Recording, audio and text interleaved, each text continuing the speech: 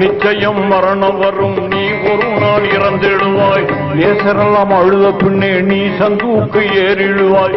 அச்சான கபர்ஸ்தானில் நீ அடங்கி மண்ணாவாய்.